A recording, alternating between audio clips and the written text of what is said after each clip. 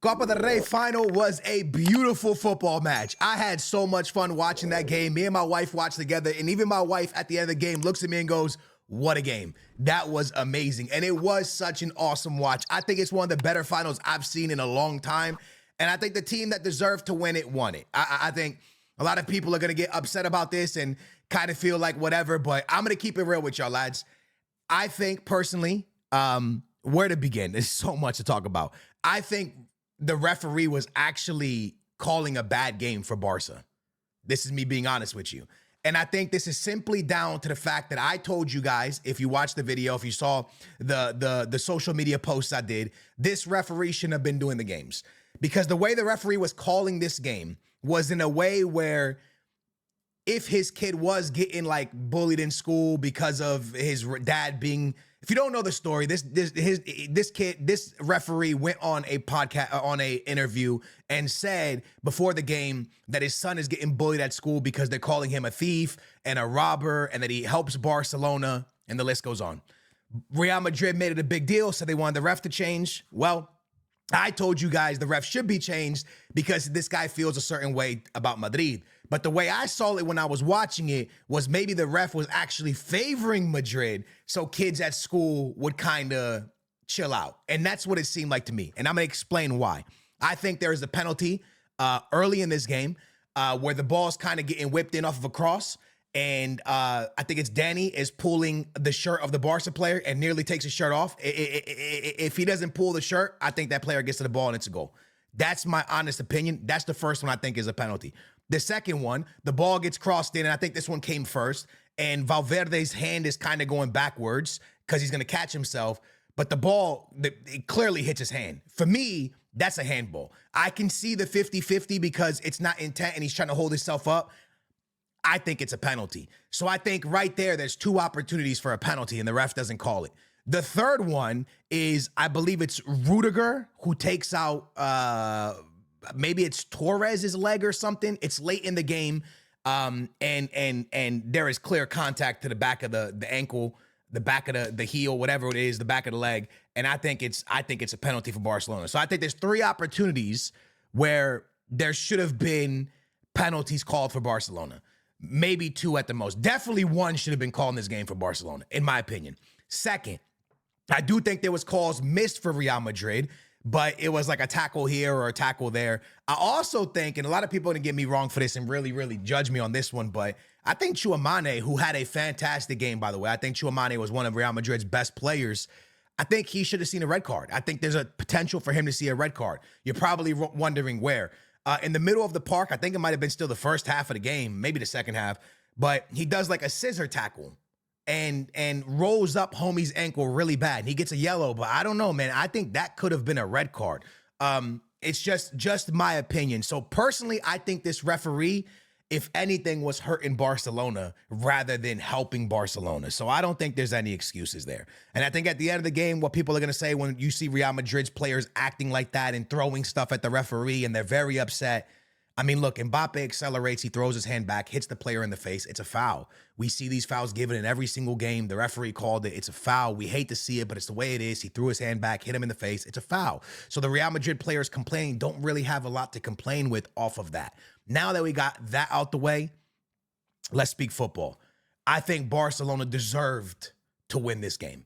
And had it not been for the entry into this game of Mbappe, Güler, and Luka Modric, I don't think Real Madrid ever had a chance in this game.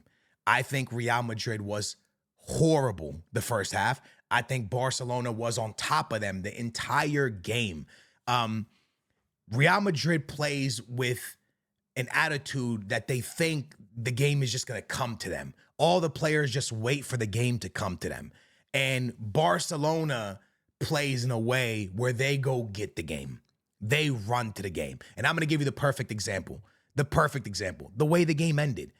The ball's getting played to Brahim, and he doesn't step forward enough, and Koundé runs, intercepts it, keep running in a straight line, shoots it by Courtois, they win. Barca was quicker to every 50-50. Barca was quicker to press. Barca was quicker to try to intercept. And Real Madrid was always a step behind. And it's been like this for a while now when we watch El Clásicos. Barcelona has more hunger, and Real Madrid plays as if the game is just going to come to them. And that way is just not going to work against a team like Real Madrid, like Barcelona. Lamine Yamal, in my opinion, is going to be the best player in the world. It's just facts. The kid is outstanding. His Trivela pass is something to admire. The vision he has is incredible for his age. But the most important thing is that there was multiple times in this game where Lamine Yamal went all the way back to his own half and intercepted the ball off of Vinicius Jr. Can you name one time that Vinicius Jr. stole the ball from Lamine Yamal? I guarantee you can't. Lamine Yamal was back helping his defense consistently. Even when his legs were shot, he was still doing it. And that's the difference between a Real Madrid team and a Barcelona team. This Real Madrid team plays as a unit. They care about each other. They care about the success of the team. And it just seems like Real Madrid plays as individuals. And it's just not going to work. And I've been saying this every single day, every single video. It is legitimately like an individual performance. Mbappe comes off the bench, scores a free kick, right? Something he doesn't do a lot, but he scores a free kick, and it gives that juice, and they got it. And then the ball gets whipped in, and Tchouaméni wins a header, and they make it 2-1. They come back. But it was all kind of individual stuff. You don't see real build-up plays. You don't see that from Real Madrid the way you see it from Barcelona. Go look at Barcelona's goals, man. The ball that Lamine Yamal puts in, it's just ridiculous. They play so well. There is players that we have to talk about that played incredible. Lamine Yamal, incredible. Koundé, incredible. Pedri, incredible. On Real Madrid side, for me, the players that really, really stood out was Mbappe with the goal, but not so much. I thought Tchouaméni did a ridiculous game. I thought Asensio did a ridiculous game. I thought Rudiger did a very good game when he was on the field. And someone that y'all are going to say, kind of laugh at me, I thought Fran Garcia was very good this game. Very good. I think when he first came in, he was having top problems, but all the way to the 120th minute, this guy he gave everything out of his tank. Now, I want you to pay attention to what I said. I said Pedri, Lamine Yamal, and Koundé. Two of those players are going forward. Real Madrid, I gave you all defenders.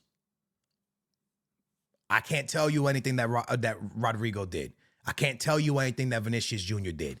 Matter of fact, I'm more disappointed with Vinicius Jr. than any player on Real Madrid. And you're probably wondering why.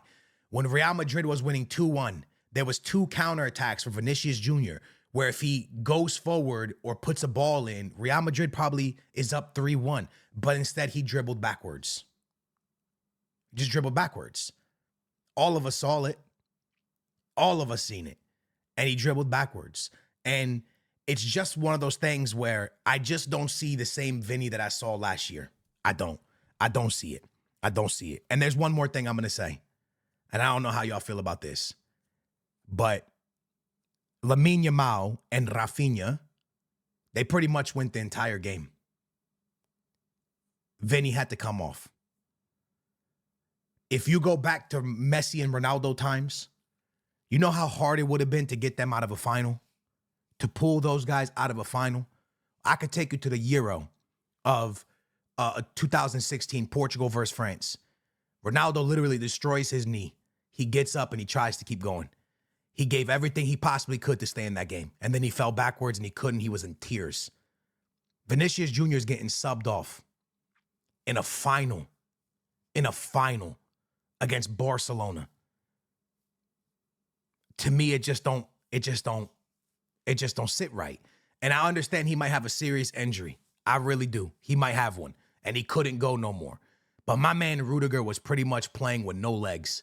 This guy had wraps all up and down his legs, his thighs, and he kept trying. And he kept going. And he kept doing what he could. I just see too many divas on Real Madrid. And I see a Barcelona that's just incredible. An incredible, incredible team. While I was watching the game, I took notes. I literally took notes of certain times, certain places. And for me, I just don't really know how to explain it. I can't explain the way Barcelona fights. Like, Barcelona does not let a team breathe When Real Madrid would get the ball and try to play out, there was a Barca player always on top of them, always on top of them, always on top of them, always on top of them. And when Barca has the ball, Real Madrid just goes backwards. Nobody presses. They all stand around, just looking around. They all look around for a little bit, just kind of looking, seeing what's going to happen. Bro, you cannot give Barcelona the ball and you don't press them, so you're giving these players times to think.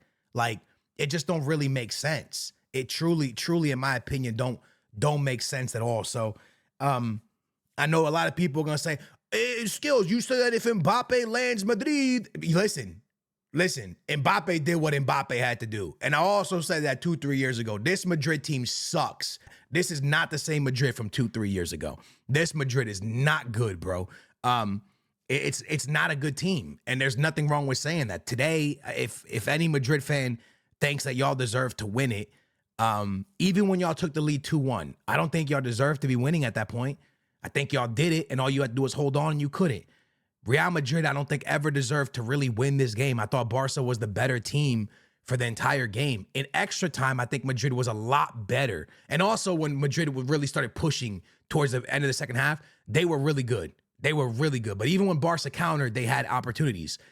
When you look at the second half, Barca couldn't really take their legs anymore. So Madrid really got to be able to push more because they weren't pressing as high. But truly, throughout the entire game, I thought Barca were the better team. I thought Lamine Yamal was one of the best players on that field, if not the best player on that field. And that's saying something when you're freaking 17 years old or something, bro. Saying something, bro. Lamine Yamal outperformed Vinicius Jr., outperformed Mbappe, outperformed Rodrigo, outperformed Jude Bellingham. Lamine Yamal was better than all of them. Lamine Yamal was better than Rafinha. And he's a baby in a final. That's not supposed to happen. Anyone who says Lamine Yamal is not the real deal, y'all are crazy. Barcelona fans, congratulations. Y'all just won Copa del Rey. Based off of what I just saw, there's no shot that you're not going to win La Liga unless you completely mess this up, because I just don't think Madrid can beat y'all. And I think y'all are the favorites for the Champions League. So at the end of the day, congratulations. Y'all might take it all under Flick, man. Y'all have been absolutely outstanding to watch. So congratulations, Barca fans. Y'all deserve it.